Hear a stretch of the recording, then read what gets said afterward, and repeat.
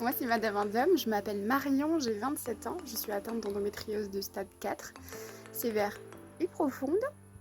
J'ai décidé de créer cette chaîne YouTube pour te raconter mon histoire et un petit peu ce que je vis par rapport à cette maladie chronique qui touche plus d'une femme sur 10. Voilà, donc aujourd'hui je t'emmène avec moi pour ma célioscopie. N'oublie pas de mettre un petit j'aime, de t'abonner et d'activer la cloche si tu ne veux pas louper de vidéos. Je mets mon mail en barre de description aussi si tu veux m'écrire. À toutes!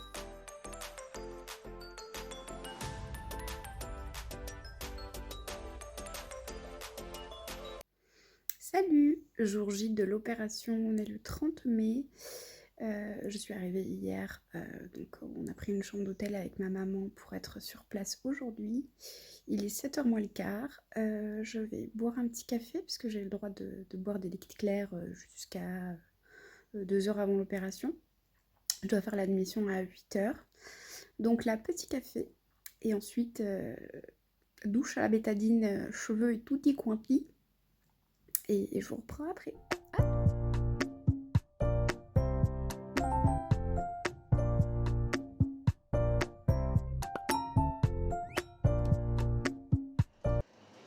Salut! Ça y est, je suis arrivée à l'hôpital.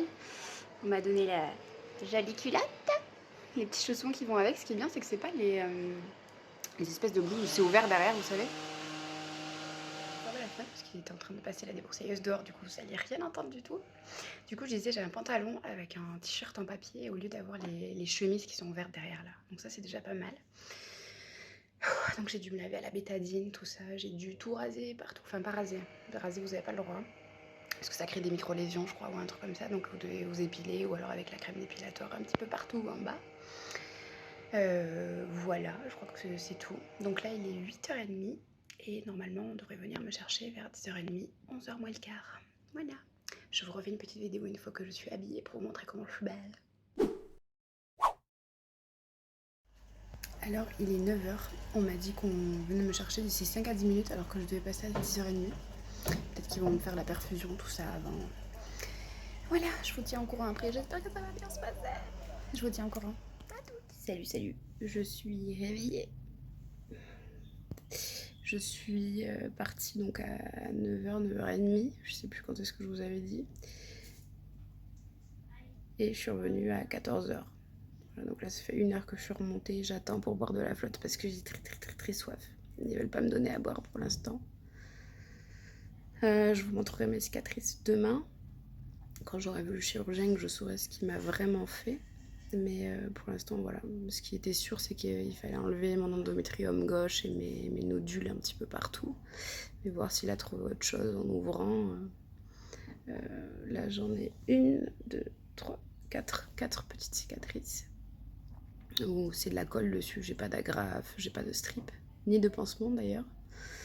Donc je vais voir avec eux si c'est normal. Enfin, ça doit l'être, je suppose. Voilà, bon, je vous abandonne parce que j'ai très sommeil. Donc je pense que je vais faire un petit dodo et je vous redonne des nouvelles plus tard. Ah oui, et il paraît que c'est le gaz dans les épaules qui fait le plus mal et dans les côtes. Moi, je trouve ça gérable. Après, ça doit dépendre des personnes, hein, voilà. Mais c'est pas ça qui me fait le plus mal, c'est que je me sens vraiment retournée dans tout le ventre et ça tire un petit peu dans les cicatrices. Mais bon, je pense que j'ai des bons antalgiques quand même, donc ça soigne. Ça enlève bien la douleur, quoi. Je vous tiens au courant plus tard. Bisous.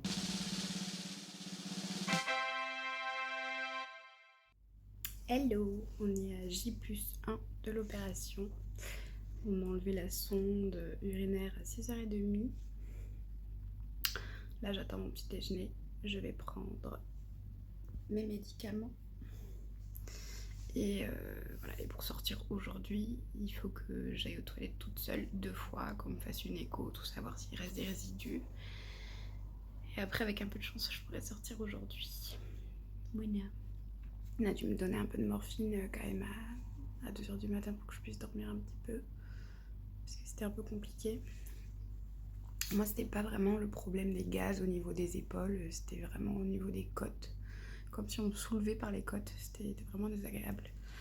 Mais voilà, là je sens que j'ai de l'air coincé dans le ventre, mais c'est pas ça qui me fait le plus mal, quoi. C'est vraiment dans le ventre, quoi. J'ai l'impression d'avoir été retournée. Bon, c'est dérangeant, mais bon, c'est quand même supportable. Voilà, je vous donne plus de nouvelles tout à l'heure. Peut-être je vous montre mon petit déjeuner. À tout.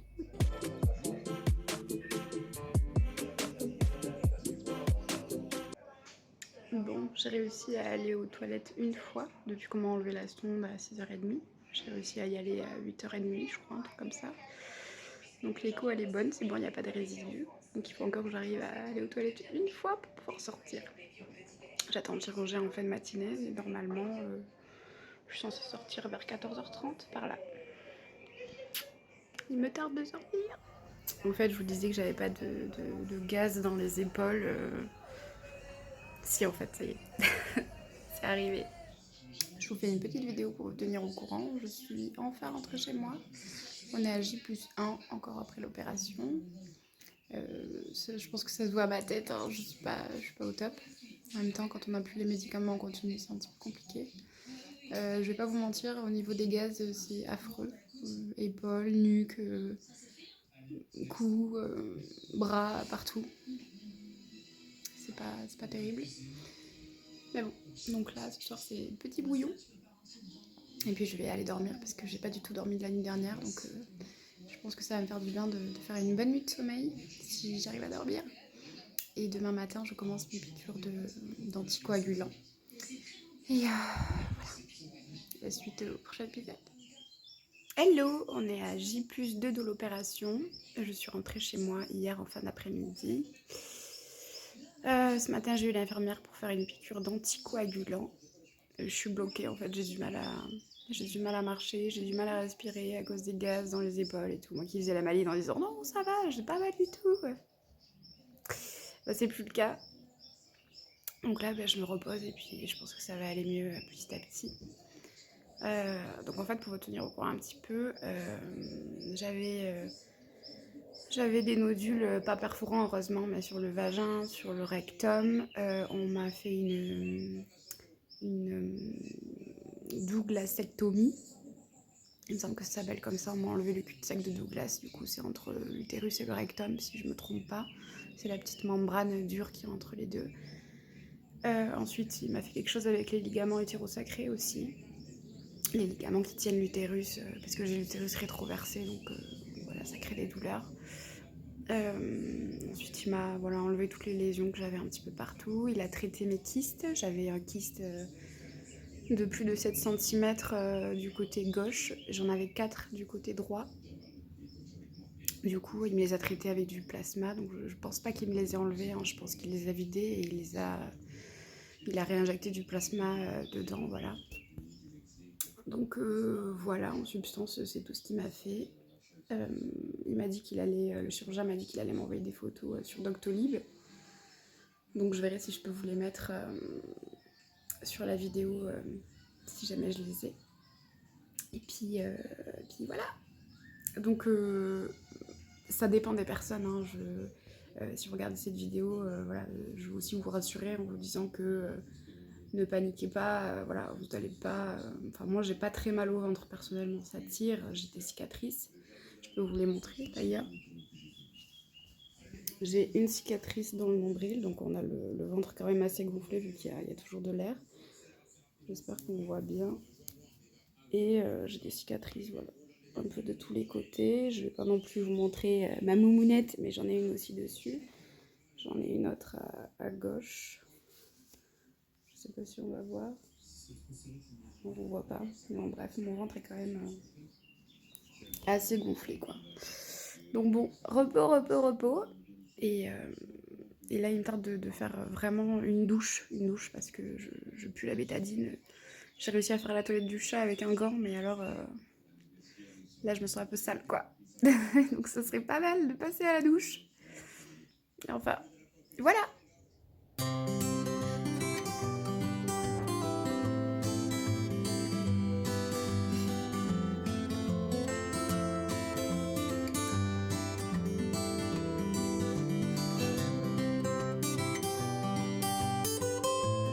Hello, on est le 16 juin, donc on est à J+17 de l'opération. Je vais vous faire un petit récap des 15 derniers jours. Alors comme, je vous avais dit, au début j'avais pas énormément de douleurs dans les épaules, enfin même pas du tout d'ailleurs les 2 premiers jours.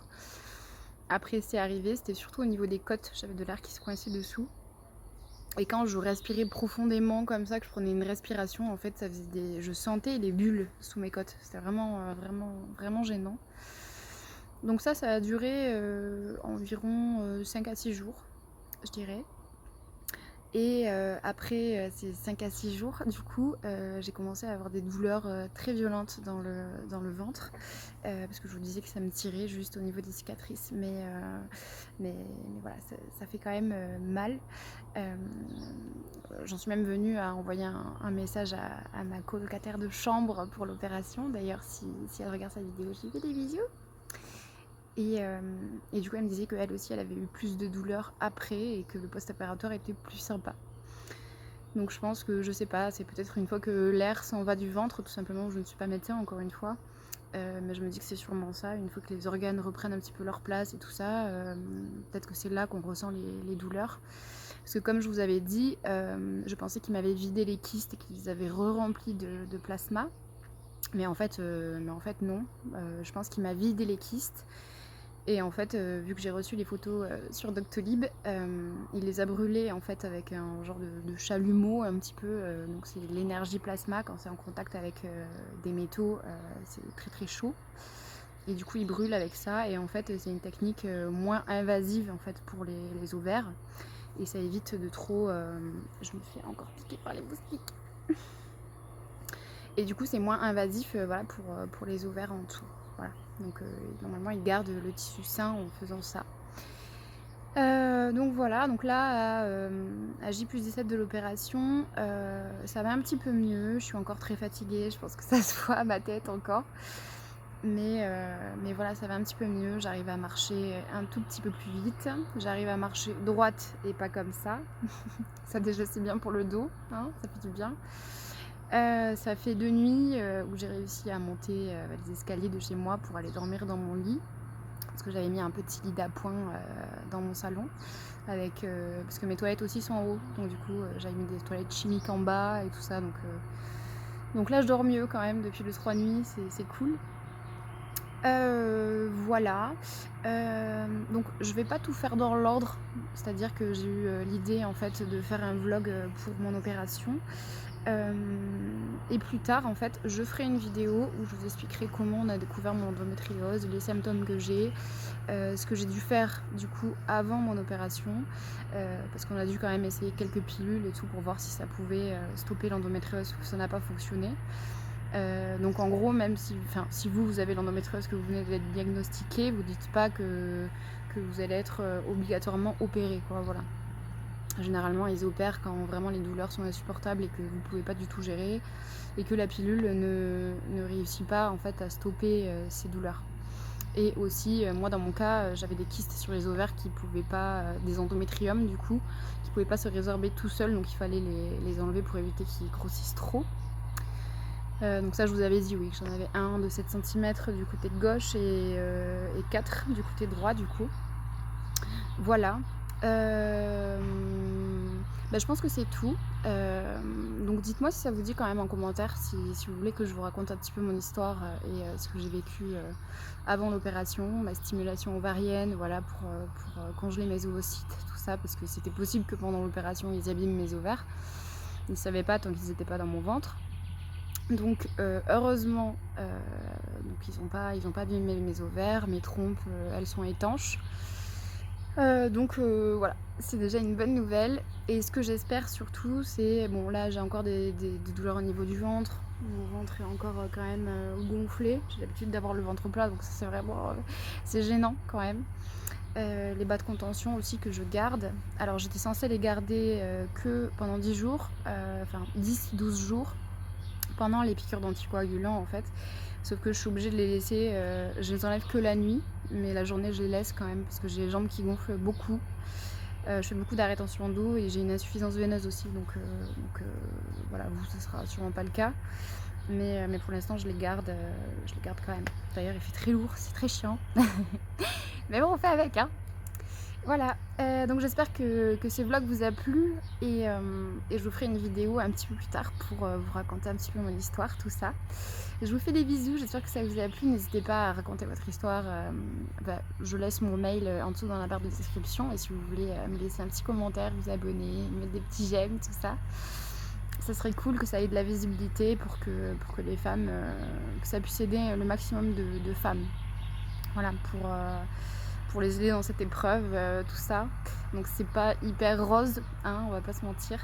Mais voilà, c'est gérable et c'est pour un après meilleur, quoi. Voilà. Je vous fais des bisous et je vous dis à bientôt pour une prochaine vidéo. Salut! J'avais oublié, alors juste après je vais mettre les photos Doctolib pour celles qui ont l'estomac bien accroché. Et pour ceux qui ont une âme un petit peu sensible, je vous conseille de ne pas regarder les photos qui suivent.